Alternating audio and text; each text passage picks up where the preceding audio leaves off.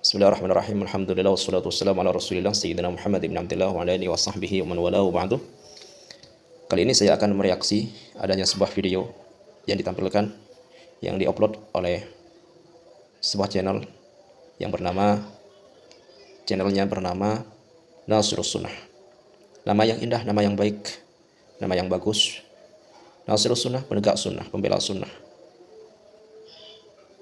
Akan tetapi dari sekian video-video yang ditampilkan, yang diupload oleh channel ini terkesan bukan pembela, penegak, penolong sunnah. Akan tetapi terkesan apa?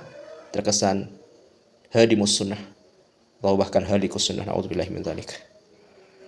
Baik, agar durasi video kami tidak berkepanjangan, maka akan saya ambil beberapa poin dari kritik yang dilakukan oleh channel ini terhadap sebuah video dari seorang Habib, di mana Habib itu mengimami sholat berjamaah, kalau nggak salah sholat maghrib. Kemudian sama pemilik channel ini dikritiki, ditanggapi, dikomentari, mulai dari bacaan Al-Fatihah dari Habib tersebut sampai bacaan surahnya, surah Al-Fatihah, dilihat sama dia, diteliti sama dia, akhirnya ditemukan kesalahan-kesalahan yang dianggap salah oleh dia. Baik, seperti ini videonya. Kita saksikan videonya, nanti saya akan mengambil beberapa poin yang perlu untuk kami luruskan dan perlu untuk kami tegaskan terkait masalah ini. Kami ambil beberapa poin agar supaya video ini tidak berkepanjangan. Baik, kita simak videonya. Tapi ketika akan membaca surah setelah Al-Fatihah, kok panjang ya? Bismillahirrahmanirrahim. Assalamualaikum teman-teman, ada kiriman link video. Setelah saya cek ternyata ini video ketika Hanif Alatos sedang menjadi imam sholat berjamaah. Ya entah mungkin sholat tarawih atau sholat biasa teman-teman. Nanti kita akan simak teman-teman, kemudian kita koreksi dengan cara yang objektif teman-teman. Kalau cerita khurafat mereka teman-teman tidak ada toleransi. Yang namanya khurafat adalah sebuah kedustaan, cerita-cerita dusta. Tapi kalau berkaitan dengan bacaan Al-Quran teman-teman, ya kita lihat ya, kalau memang ada yang keliru kita luruskan. Tapi kalau memang ya banyak benarnya juga, ya kita lihat lagi. Wala ana 'abidum ma 'abadtum. Nah, di sini juga teman-teman, di situ mim mati harusnya digunakan. Wala ana 'abidum ma harus ditahan dulu. Tapi di sini Hanif Alatos langsung los ya. Wala ana 'abidum ma, ini tidak sampai merubah makna bacaan. Ya, yang bisa merubah makna suatu bacaan adalah ketika makharijul huruf itu berubah, teman-teman. Misalkan dari huruf zal ya dibaca dengan huruf zal misalkan, atau misalkan apa lagi, misalkan sin dibaca dengan sod ya, seperti itu bisa merubah makna bacaan Al-Quran teman-teman. Tapi kalau panjang pendek misalkan, atau misalkan kurang tertib. Baik, itulah tadi cuplikan. Kami tampilkan hanya cuplikannya saja agar supaya durasi video ini tidak berkepanjangan. Baik, jadi sekali lagi pemilik channel itu menanggapi, mengomentari, mengkritiki bacaan seorang Habib mulai dari Al-Fatihahnya sampai surah setelah surah Al-Fatihah. Jadi dilihat, disimak sama dia, kemudian apa yang dianggap salah oleh dia disebutkan kesalahan-kesalahannya. Walaupun kesalahan yang disebutkan tadi itu sama pemilik channel tersebut, itu bagi kami bukan sebuah kesalahan yang fatal. Baik, pertama yang ingin saya tanggapi, bahwa pemilik channel itu atau sang pengomentar selalu mengatakan dalam videonya apa? Kita harus objektif menilai tanpa didasari kebencian. Maka saya katakan, ini hanya omongan manis semata, alias omong kosong. Kenapa? Karena antara apa yang Anda katakan dengan ucapannya dan apa yang ia lakukan dengan tangannya sendiri itu sudah tidak sinkron, tidak terkoneksi, tidak sesuai, tidak terjadi kesesuaian. Buktinya apa? Buktinya mulai dari awal. Dilihat dari penamaan thumbnail. Dia mengetik penamaan thumbnailnya itu, ini sudah tidak objektif.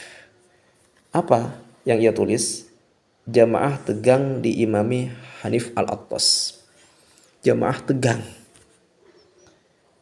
Ini kan kesannya itu ketika kita membaca terjadi ketegangan, terjadi keributan ya, karena diimami oleh seorang Habib ya, yang ketegangan itu bersumber dari bacaan-bacaan sehingga menimbulkan ketegangan begitu.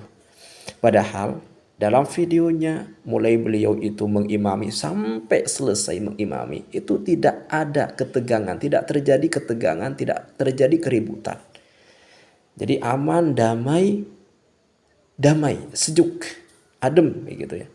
Aman-aman saja, tidak ada ketegangan. Yang tegang itu malah yang mengomentari ini, sehingga pada saat dia mengomentari itu, mengkritisi itu, dia duduk di atas kursinya sambil bergoyang-goyang begitu ya, kayak orang gimana, kayak orang ya tegang begitu, gelisah, ada seperti sesuatu yang terjadi di dalam batinnya tidak bisa ditahankan begitu. Jadi yang tegang siapa? Kalau Anda yang tegang, jangan bilang orang lain yang tegang, apalagi sampai mengatakan bahwa jamaah tegang. Ini kan seakan-akan memfitnah atau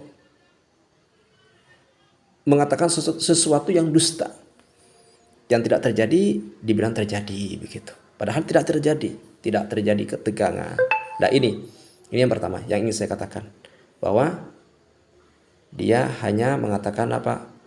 Dia mengatakan harus objektif menilai, itu hanya omong kosong. Ya, ucapan manis, akan tetapi itu tidak sesuai dengan apa yang Anda lakukan itu sendiri. Mulai dari penamaan thumbnailnya. Baik. Langsung saja, ada beberapa poin yang ingin saya tanggapi agar supaya video ini tidak terlalu berkepanjangan.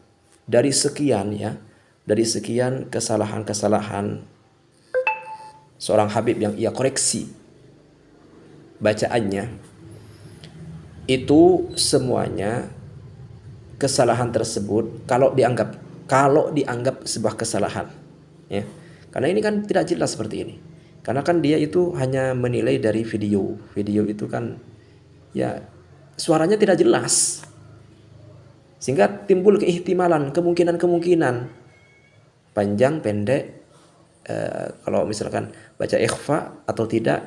Jadi ada keihtimalan, ada kemungkinan itu kalau video. Ya, orang berada di tempat itu saja, misalkan bermakmum kepada seorang imam, itu belum tentu dia itu bisa mendengar dengan baik, apalagi hanya mendengarkan dari video, menyimak dari video. Maka ini sebuah ketidakjelasan. Jadi mengomentari sesuatu yang tidak jelas sebetulnya. Baik. Dari sekian bacaan seorang Habib yang ia koreksi itu kesimpulannya, kesalahan yang ia sebutkan itu bukan kesalahan yang fatal, bukan kesalahan yang merusak pada bacaan yang dibaca, merusak kepada makna, tidak mempengaruhi terhadap keabsahan bacaan yang dibaca, serta tetap sholat yang dikerjakan itu adalah sholat yang sah. Jadi dari semua kesimpulan yang disalahkan oleh sang pengomentar dari bacaan Habib tersebut, itu kesalahan kalau dianggap salah, oke, dianggap salah begitulah. Karena misalkan yang harus dibaca ikhfa tidak dibaca ikhfa, yang mestinya dibaca pendek dibaca panjang. Padahal di antara video-videonya itu dia mengomentari apa? ini Bismillah, Allahnya itu dibaca panjang. Kemudian dia mengatakan, lah kok dibaca panjang? Memang dibaca panjang, Pak. Allah itu dibaca panjang. Itu setelah lamul jalalah, lam yang kedua itu ada alif. Ketika fathah bertemu dengan alif, maka ini termasuk mat tabi'i. Jadi dibaca panjang, 2 harokat atau 2 ketukan di situ. Kalau Anda mengatakan, lah kok dibaca panjang, berarti Anda tidak tahu hukumnya. Jadi malah di sini sang pengomentar itu menampakkan ketidaktahuannya. Ingin menyalahkan tapi dia malah salah sendiri. Ini yang pertama. Baik, ada nanti kesalahan yang kedua. Yang kesalahan ini malah fatal. Baik. Kemudian kalau memang dianggap bacaan-bacaan Habib tersebut dianggap salah lah. Oke, dianggap salah. Maka kesalahan itu bukan kesalahan yang fatal, tetap sekali lagi bacaan Al-Fatihah, bacaan surah yang dibaca oleh Habib itu adalah bacaan yang sah, benar, ya, tidak mempengaruhi keabsahan bacaannya sehingga sholatnya pun tetap sah. Baik, ini yang pertama. Sang pengomentar kesimpulan ya, sang pengomentar itu mengomentari bacaan Habib tersebut itu hanya berupa kesalahan yang tidak fatal. Tapi anehnya pada saat dia menyalahkan bacaan Habib tersebut, yang kesalahannya kalau dikatakan itu salah, bukan kesalahan yang fatal, tapi anehnya apa? Ketika dia menyalahkan malah dia membuat kesalahan yang fatal. Menyalahkan orang lain tapi malah dirinya membuat kesalahan yang fatal. Ya, termasuk tadi yang pertama itu. Dia mengatakan, wah kok dibaca panjang? Memang dibaca panjang, itu mat tabi'i. Baik, yang kedua apa? Dia mengatakan, ya, dia mengatakan bahwa di dalam lafaz wala ana abidum ma abadtum, wala ana abidum ma abadtum, abidun, ad-dal bertanwin. Kemudian setelah ad-dal itu ada mim. Mimnya bukan mim mati, tapi mim berharakat. Lah dia dalam kata itu mengatakan apa? Bahwa wala ana abidum ma abadtum. Di situ ada mim mati.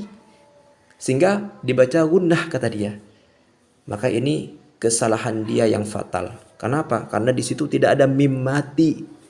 Jadi bisa Anda lihat wahai para penyimak, wahai para netizen, bisa Anda menyimak fullnya itu di dalam video dia, di dalam channel dia. Dia mengatakan apa?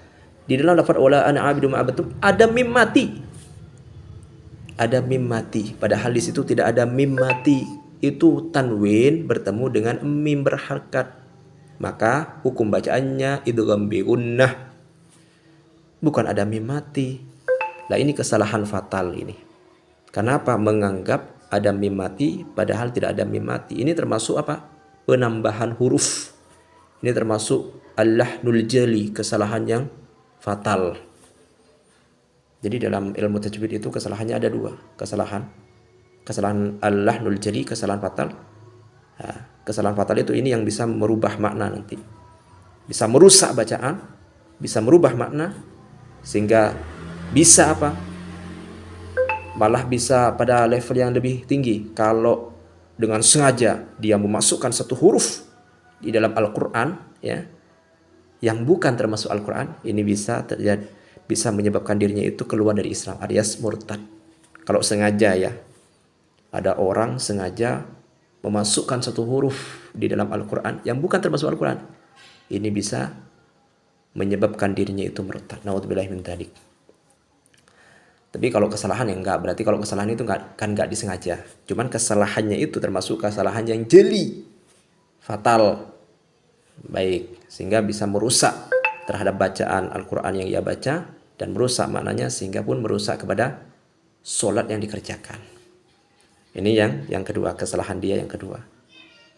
Kemudian pada terakhir videonya, ya, dia mengatakan apa? bahwa merubah huruf, misalkan huruf shad diganti sin diganti shad, ini bisa merubah makna. Saya katakan bisa merubah makna, tapi kalau tidak sesuai dengan qiraat yang ada. Karena ada qiraat yang membaca shad, misalkan ihdinas siratal mustaqim. Itu ada qiraat yang membaca ihdinas shad diganti sin. Ihdinas sirata menjadi ihdinas sirata. Ini termasuk qiraatnya Ibnu Katsir melalui riwayat Imam Kunbul.